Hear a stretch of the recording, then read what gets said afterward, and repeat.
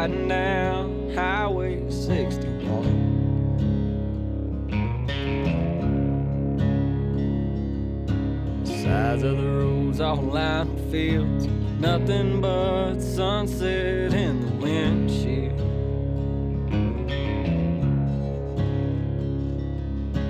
Feel it as soon as I ride into town. This is where I go to slow down. Miles and miles of soybeans and corn. I'm in the place where the blues was born.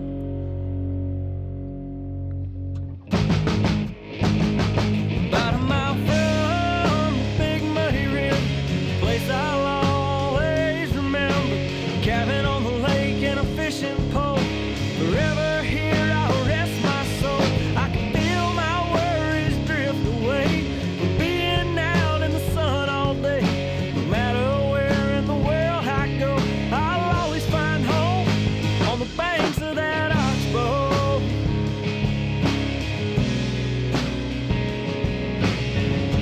What's up, guys? Brad Chapel back. Crappie Connection 2021 at the Crappie Expo in Shreveport. Got Todd with me again today, and a couple of new guests that I haven't really heard a whole lot about it in the crappie fishing world until today, I guess, more or less. St. Croix. Introduce yourself, guys. Yeah, thanks. First of all, thanks for having us. I'm Dan Johnston, St. Croix Rod's National Sales Manager. I'm here with Ryan Teach. Ryan's our product manager, and yeah, we're excited to be here. This is an awesome event here in Shreveport, and St. Croix is all about the angler. One thing that's a certainty is we're driven to make the angler better on the water. And that's really why we exist. So to have Ryan here on the product side, and we're both getting a feel on trends, and I've been talking to Todd about line sizes and jig weights down here, and it's just unreal. It's like, it's such a different world in crappie fishing in the South that St. Croix has an advantage because we have complete control over the entire manufacturing process, all the way down to the design of the mandrel. So can we do what the angler desires? Absolutely. We just got to get our heads around it. And we love that. Love choices and love, a really quality product. And, crappie fishermen are demanding it now way more than they used to. I remember when I started out crappie fishing, it was pretty much with a cane pole and a bobber sitting on the brush pile, but it's definitely advanced a whole lot in the last couple of years. And it's so exciting to be down here and see the evolution happening right before your eyes. I mean, right across the hall from the Bass Cat guys over there, boats, electronics, more electronics, more electronics. I mean, it's really inspiring to us from the rod side of things of how to match the intensity that the crappie angler is demanding. It's some great conversations. We've had some really good ones the last few evenings over what it takes and the actual drive and desire for the crappie angler to go out and have the best experience on the water. It's been an absolutely eye-opening experience to come down here and see this. We definitely appreciate you guys, and I want to dig into, kind of go back to your roots. I want to hear some history. I mean, everybody loves history when it comes into the fishing world, and I know you guys got a really deep history in the fishing world. So coming up on 75 years of it. That's some history. St. Croix is the largest United States rod manufacturing facility. In Park Falls, Wisconsin, we call St. Croix North. And then we have another facility in central Mexico that we own, operate, control every stage, that we call St. Croix South. But for 75 years, it's, we have a marketing campaign called MOM, and it stands for Meet Our Machinery. And our machinery are our people. There's 32 sets of hands that touch every St. Croix rod in the manufacturing process. And the number one comment we hear, guys, is when people come up to Park Falls and tour our factory, which we welcome people to do, is how can these rods sell for so little? Because you go through the passion, the blood, sweat, and tears, I'd say, from, and Ryan knows this all too well, it's such a passionate thing. These folks are roll up your sleeves, hard work, and how cool is it to go on a trip knowing that tool, fishing rods are merely a tool to enhance the angler experience. Right. They're nothing more than that. Right. So people connect psychologically to that, and it's cool to know there was that much passion going into that tool that's a St. Croix. So yeah, when I travel with our owners back in the day, we wouldn't hardly talk about work. You know, it's family owned. It's very much a family atmosphere. We have mothers and daughters working in our factory. So there's a lot of culture, a lot of history, a lot of technology. It's one big family that we're sure proud people are a part of. Yeah, I would agree. You know, I can't mention St. Croix history without talking about the evolution of the product. And you know, Premier was probably one of the rods that really brought St. Croix into the spotlight. But it started out with, you know, a really well-known rod that everybody thinks kids start out fishing with. You know, the first rod manufactured at St. Croix was actually the Snoopy rod.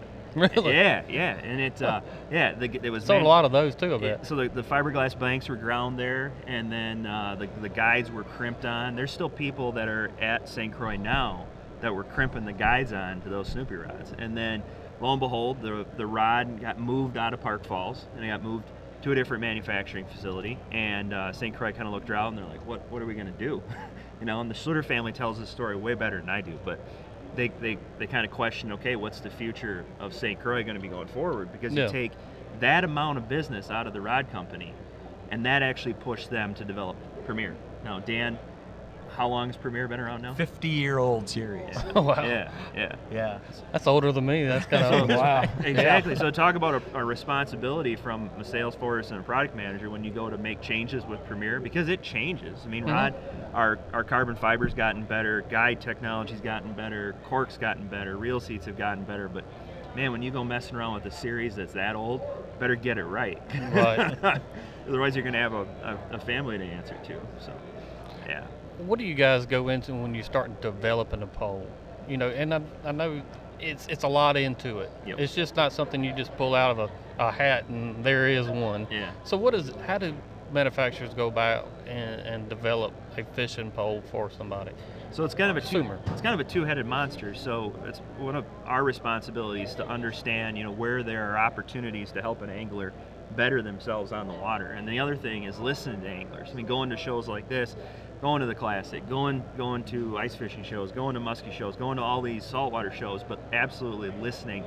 Try to listen more than you talk, you know, and just being able to look at your product set and say, okay, we missed here, we can do better here.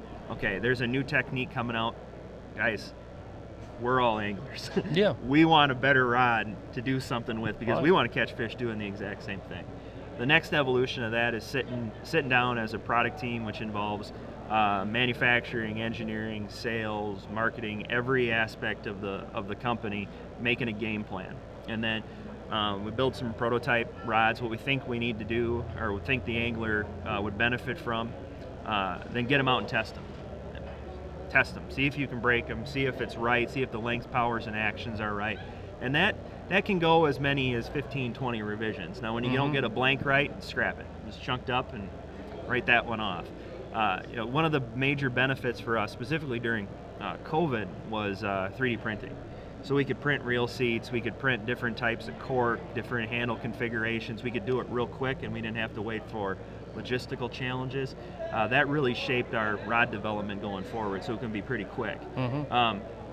What quickness allows us to do is, instead of, you know, going through 10 revisions of a rod, Victory Bass Series were launched at the Classic this year. I mean, there's revisions of that rod that are up into the 30s, so we can be so quick on it.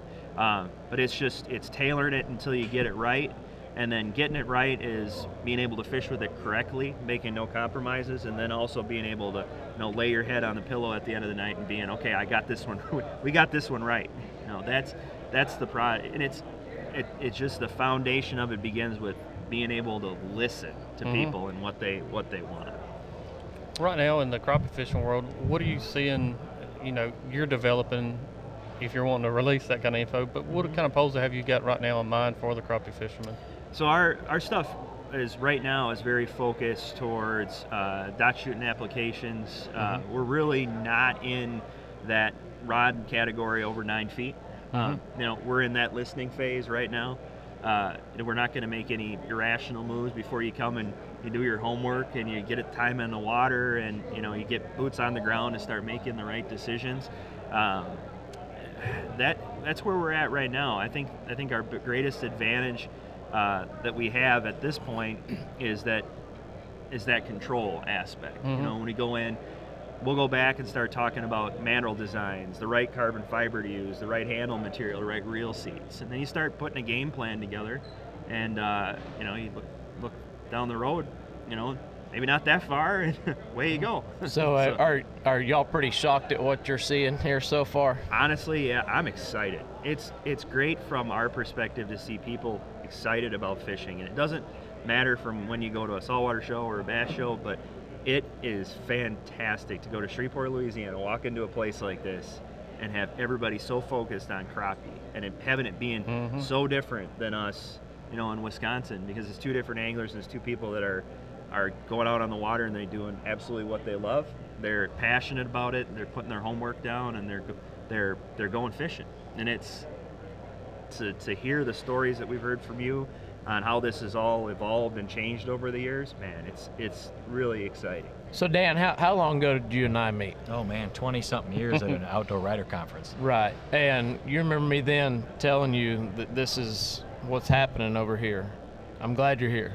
You know, I would say this. I would argue that there's no group more passionate about what they do in a category fishing than crappie fishing. Well, I'm talking about more passionate. I'm sure the bass guys are probably going, me, and I get it, I get it. But I'm talking about being more passionate. And Todd, what you told me a long time ago really resonated, I think even more so with forward-facing sonar now that we didn't have back then, and all the advancements in lines and all the things that we have made.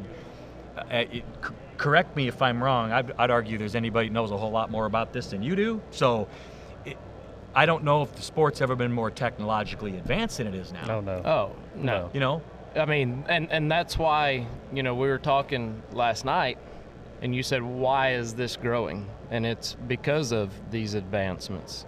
Because a crappie forward-facing sonar is much more effective on crappie than any other species because they stay put for the most part. Now, some of them will run and stuff, but they stay put and you can target those fish. And so, you know, I was lucky enough to have these long rods when all of this happened. And now you're seeing everybody's getting into it, and that's what's great about it is that there is a spot for every single company in here because it's growing so much. We're not fighting over the same piece of the pie anymore. The pie is getting so much bigger that there's room for everybody because y'all are going to be bringing in a whole new clientele base to the sport. Yeah, you know, and I'd add something to what Ryan said. You know, Ryan talked about the fact we do have a couple really awesome dock shooting rods, no doubt about it. We got a few of them, but we got more than that.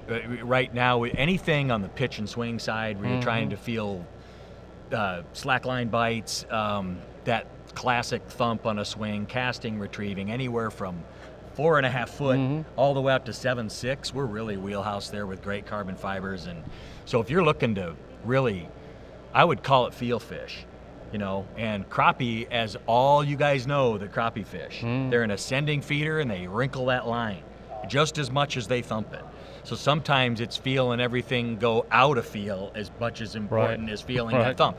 And that's where that really comes into play. And we really kind of excel there. But in terms of the spider rigging deal, the real long 16-foot rods we were talking about last night, boy, you talk about just an awesome application. That's what I mean by passion, because one thing crappie anglers will do, and I know this about my buddies on Lake of the Ozarks, that dock shooting fanatics. They if there is a way to build a better mousetrap, they're going to find it. I mean, they're so passionate and they're just all in, even if it's the littlest advantage. And that's what's so awesome about this show. It's like it's a big pool of passion that builds up these ideas. Something will come out of this show. That we'll be talking about next year. There's already some things that we've heard about in the last 24 hours that's just mind-boggling. Absolutely. And that is awesome that we're doing it in our side of the world, me and Brad's side of the world, the crappie world, because the bass guys are not coming up with this new stuff with electronics and all this new ideas, because a lot of their stuff is just casting at a target. And the electronics, you know, we've talked about it. The crappie guys are so much more advanced with electronics than any other species. I didn't say that. I'll leave that with you. No, you did too. That'll get me in trouble. That'll get me in trouble because there's a lot of right now. I'm using a forward-facing deal where I'm throwing a drop shot at smallmouth and watching them eat it, and it's so stupid. It's like playing a video game. So I'm a little bit. I'm on that bass side quite a bit too, but we'll fix that. We'll fix that. Isn't it funny that everybody our age was always like, man, those kids need to get off that screen. Quit staring at that screen, and now we stare at a screen all day long. You know, I would even I would go back to even say before the forward-facing sonar that crappie fishermen were really advanced on side image and even down image. You know, and that's one of the misconceptions that goes way back to me was everybody in their head that was thinking about crappie fishing, they just thought it was fishing a brush pile and with a cane pole. And through the last 15 years since I really dug into crappie fishing, it was anything but. And it's great that kind of grassroots us back into fishing. And that's where I started was, a cane pole and a bobber and a minnow. But once I really decided I wanted to crappie fish, I like the technical side of things. I like, to me, when I go fishing any day, it's kind of like playing chess. You know, I'm putting one move forward and seeing how that reacts. So it's amazing to me that the crappie fishermen have really taken the sport from fishing, brush piles with a cork and a cane pole to really advanced rods, really advanced boats, really advanced electronics. And the forward-facing sonar has made its name through crappie fishing. And that's where they made their money for sure in my mind. So, and the future is bright.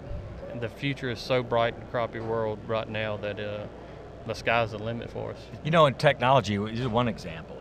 So the nanofill deal a few years ago, right? A fused polyethylene line, not braided, so it's smooth. The problem with it, with super light nanofill, sometimes it can stick to the blank when it gets wet. So what we did with our panfish series is we took that guide foot way off the blank and took the ring off it. So you can pitch it even with wet line or in the wind or whatever, and you don't get that stick up, so it gets line flow.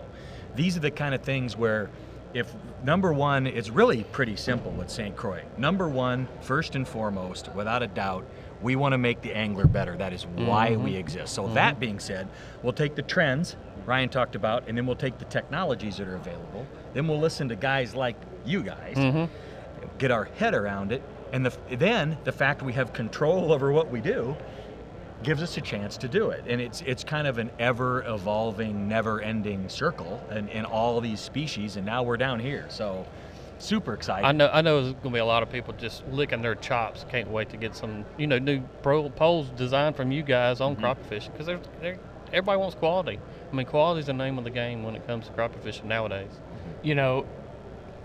Even 15 years ago, people thought that I was nuts designing an expensive rod. And now, these crappie fishermen that are walking through this door, they probably have anywhere from $8,000 to $20,000 worth of electronics on a $60,000 to $70,000 boat. And so when you look at that, them spending $100, $150, $200 on a rod is no issue anymore. None. Reels as well. Oh yeah. I mean, so years and years and years ago at shows, we always made the joke that if you had a rod or a reel that you had marked less than $200, a bass fisherman wouldn't even look at it because they thought it was junk. And a crappie fisherman wouldn't look at anything over $40. Now, if you walk through this show, if you've got a rod in here that's a $40 or so rod, crappie fishermen won't even look at it. They're like, that is not a good rod. Otherwise, it wouldn't be that cheap. So it has changed. Y'all are getting in at a great time for a quality product, because you'll see guys have no issue spending that money anymore. And it's funny, Todd, there's really two things going on right now. You got that in droves, and then you have the 8 million new anglers that got into sport of fishing because of COVID-19 last year in North America. So you have this giant influx of people that are learning how to tie an improved clinch knot and how to tighten down a little slip bobber stop, the little 2-string thing we pulled since we were 10 years old. They don't know how to do that, guys. So I think it's on us to make sure that we keep in front of the technologies and do all of the things we do to make that sophisticated angler better, and at the same time make sure we don't take our eye off the ball from the fact that there are people that need layman's terms. Just like the 90% of things I do in my life that I know nothing about, which is most things, I'm willing to learn and listen to people better than me, and I think that we need to be very cognizant of that, especially right now. And I'm talking about the basic, like when I talk about increasing the angle of a hook in an ice fishing seminar to get a better hook bite, or to move a knot on a hook eye to change that angle of that jig so it lines up better with the, they don't get that. And if we start speaking that language, they're going, what is a knot? Right. So I think it's important for us to understand that there's a giant group of people out there that it's our responsibility to make them successful, because if they're successful, they'll stay in the sport. Yeah, absolutely. Oh, I mean, you know, talking about how simple that is. A few years ago, I did a seminar at Grizzly Jig, and I talked about using a slip cork. And I had one, and I just strung it up real quick, and after it was over with, every person that was in that seminar followed me out of that room and were like, how did you do that? Exactly.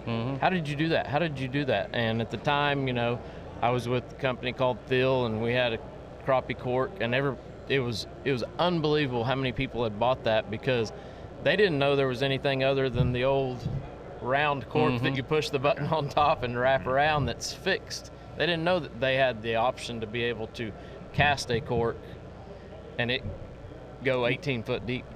And so yeah, there's still a lot of people that can be taught. 100%. I would say probably 70% of the people that get on my boat and I guide, just like Todd, they want to know how to tie a knot. You know, and I can literally tie knots now in my sleep because I do it every single day.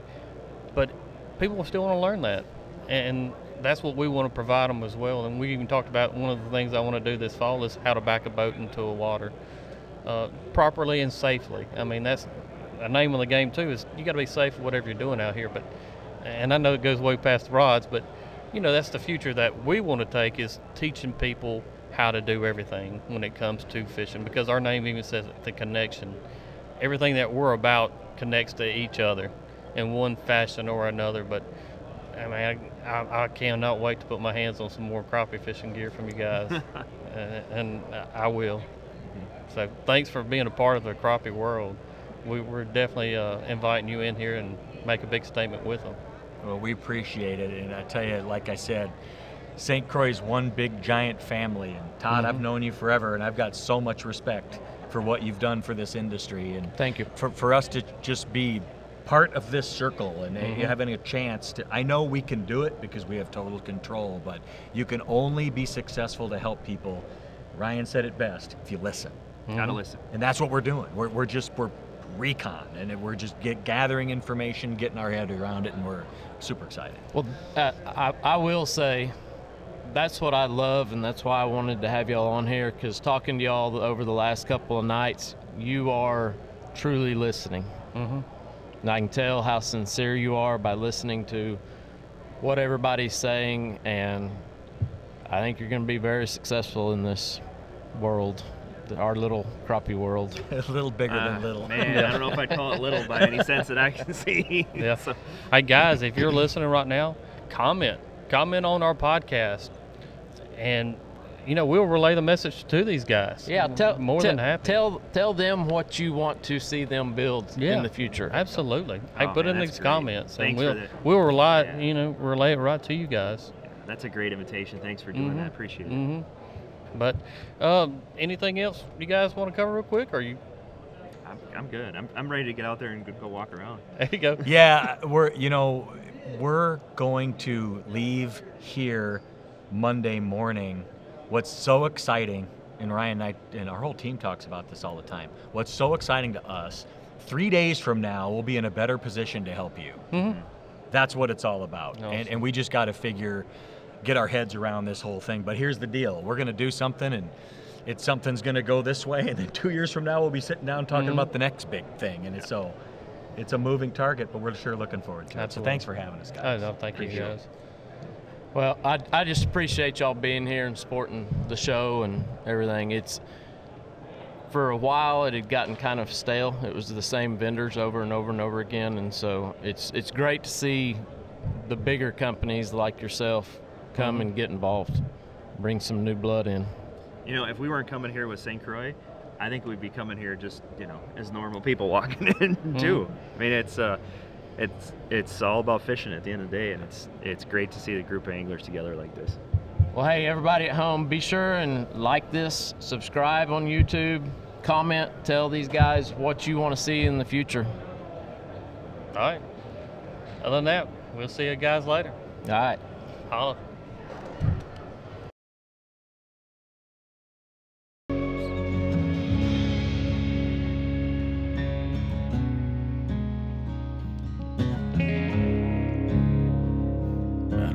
From big muddy river, place I'll always remember. Cabin on the lake and a fishing pole. Forever here I'll rest my soul. I can feel my worries drift away.